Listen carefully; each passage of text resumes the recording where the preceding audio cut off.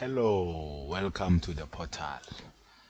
Today we are going to talk about the Doppler effect. So the Doppler effect, it's a phenomenon. It's from the module Waves, Sound and Light. Okay guys, it's not the first time you have dealt with waves, sound and light. Okay, so now, this Doppler effect. In Doppler effect, we're going to talk about the Doppler effect in terms of sound, talk about Doppler effect in terms of sound, and Doppler effect in terms of light. Okay, so, and you guys know that sound, we have sound waves and also have waves that are emitted by light. Okay, so both the sound and the light waves, they are what? They are electromagnetic waves. Okay, they are electromagnetic waves. So another thing that we're going to talk about is the motion between the sound source and the person who will be observing the waves emitted by the sound source or the light source. Okay, depending on the Doppler effect we'll be dealing with. Okay, so hence we will talk about the relative motion. Okay, so now before we can go deep into Doppler effect, we have to revise few things from the previous grades. Okay guys, so now I would like to talk about a wave function. Okay, so as you can see, this wave it looks like a sine function. Okay, so we say it is a sinusoidal wave. Okay, so now on a wave we have turning points, as you can see. So the one that is above the axis, which is usually the x-axis. If I say this is the time axis, and on the where there's usually the y-axis, let's say there's pressure. Okay, so now if you can check, now this turning point, this one is named the crest and this one is the trough. Okay, so now there are a few terms that we need to remind ourselves in this sinusoidal wave. For example, the period. So the period is what is the time taken for one complete wave to move past a fixed point. One complete wave. Okay, so now if I choose a point, let's say, let me take a nice red. If I choose this point, if I choose this point now, and then I look at how at this point, if I look at this wave, if I look at this point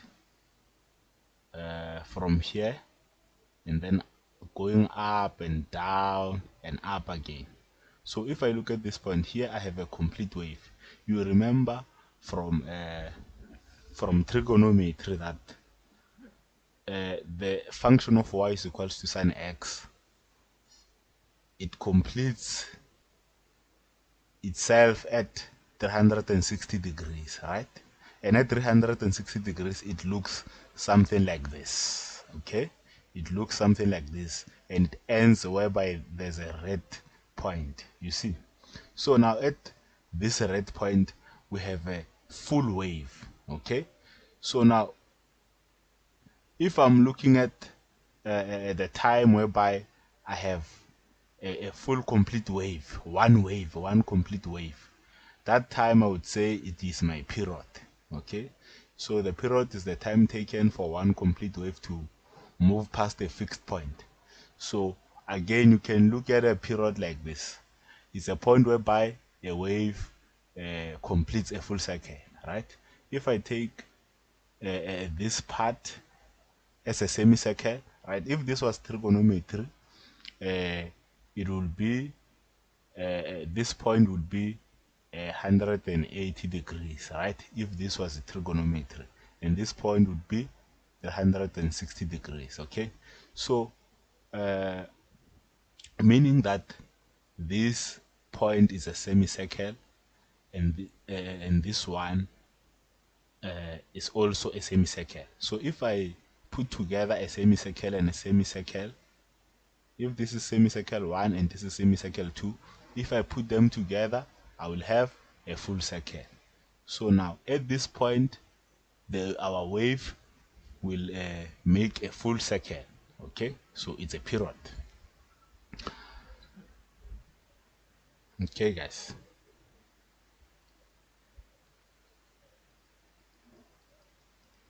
All right, so now let's move to wavelength. Okay, so here let me say this is our period. Okay, so now if we talk about wavelength, what is the wavelength? From the length, you know that we are talking about distance. Okay, so now it is the distance between two consecutive points that are in phase. Okay, so now if we can check this crest and this crest. Okay, let me use the green color. Let me use the green color, okay, because I'm talking of the wavelength. If I use this point and this point, if you check these two crests, they are in phase. Okay, so what is the wavelength? Is the distance between two consecutive points that are in phase. So these points are in phase, so meaning wavelength is the distance between these 2 points which are in phase, right? So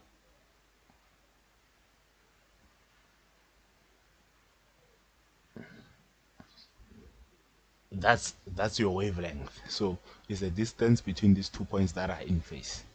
Okay, so now again we can determine our wavelength by looking at this point as well and this point. Okay, and we can also look at the wavelength by looking at this point and this point.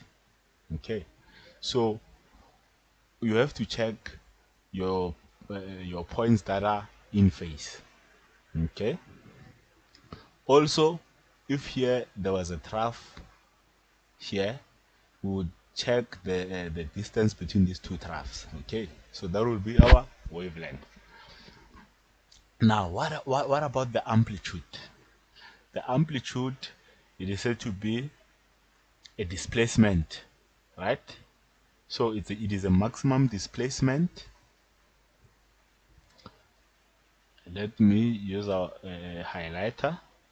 Okay, so it is a maximum displacement of the medium from the rest or equilibrium position. So what does this mean?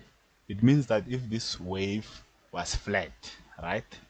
If this wave was flat, so the medium would be in what? In equilibrium.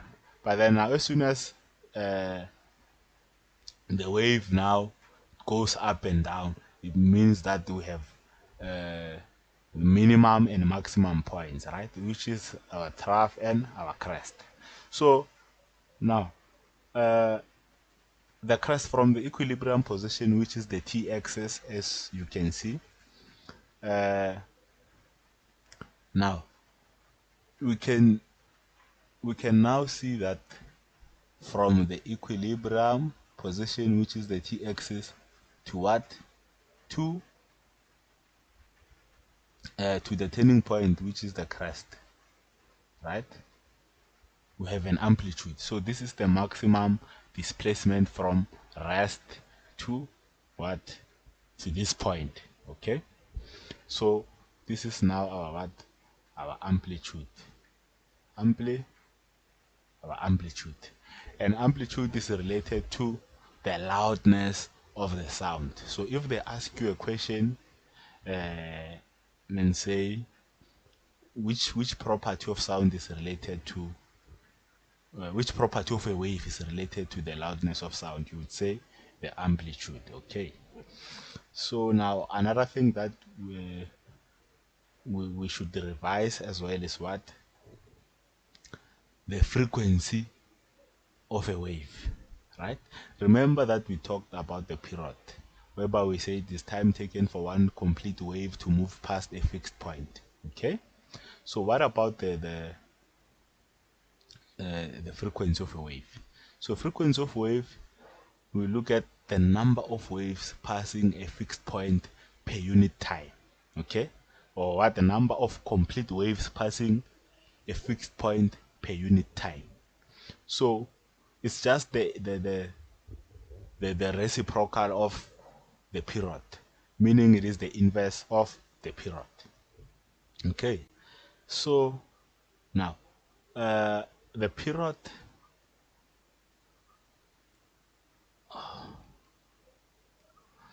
is measured in what? In seconds, right? And what frequency, because we say it's the reciprocal of the period, or what the inverse, we say it's measured in what? In per second, right? It's per second, right? And per second, we know that we've given it a name, and the name of per second is what? It's hertz. Remember that, guys. Okay, now let's go to the speed v, right? Now speed v is the speed at which a wave is being transmitted through a media. Okay, so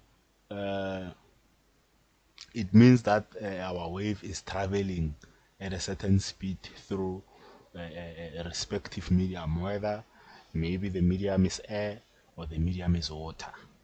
Okay, so now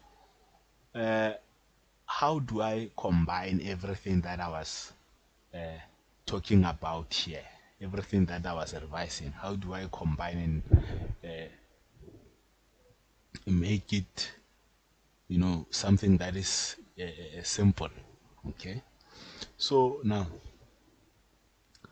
from the definition of the speed, the speed at which a wave is being transmitted through a medium, we can also define the speed of a wave. Okay, the speed of a wave, we can define it as the rate of change of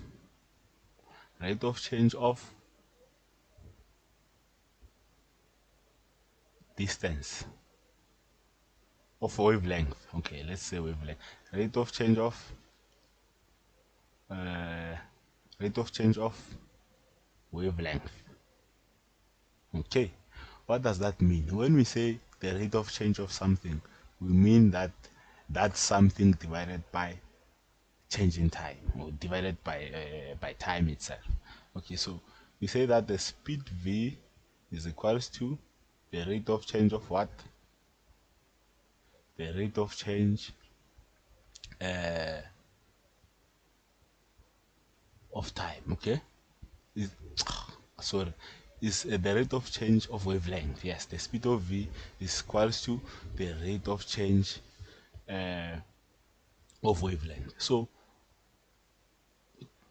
this is the mathematical representation of this statement. Okay, so now from what I said about frequency and period, I said that frequency, it is the reciprocal of what? Of the period. Okay, or what? The inverse of the period. So now from this I know that frequency is equals to 1 over t, because frequency is measured in per second, right? Okay, so now if I look at this, v is equals to lambda over t. So I'll have this. I have V is equals to lambda multiplied by 1 over t. Agree? So this is also what? Lambda divided by period. Okay, so now we know that 1 over lambda is equals to what? Is equals to frequency. So now from this I can say that speed of sound is equivalent to what? Is equivalent to lambda multiplied by what? By frequency, right? So now we have this this formula from this definition of speed of a wave and the relationship between frequency and time. Okay, so now from this equation, now we can see that we have a relationship between what? We have a relationship between frequency, the speed of sound, and what? And the wavelength of sound. Okay, so now what is the relationship? The relationship is this. So now the frequency is inversely proportional to what? To the wavelength at constant speed of a wave.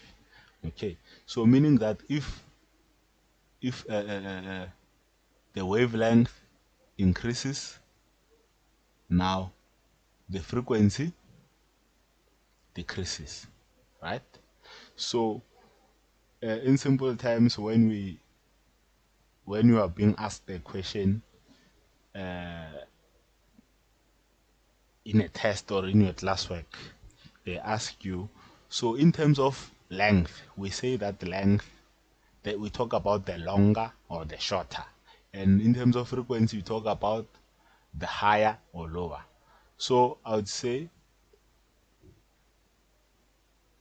the longer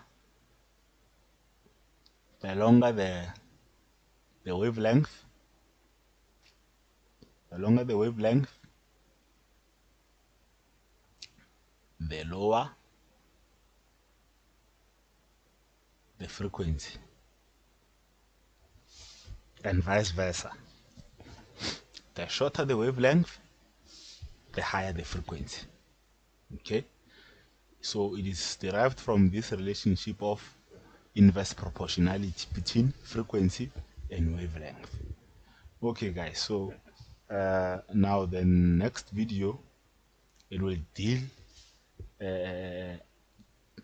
with Doppler effect now in detail. So we are done with our revision. Okay guys, so I have to end this video here so that we won't have to use a lot of data, you know, to view this video. Okay guys, let me end it here. In the next video we won't go back to this, but we will use this as application to our new topic, which is the Doppler effect. Okay, thank you guys.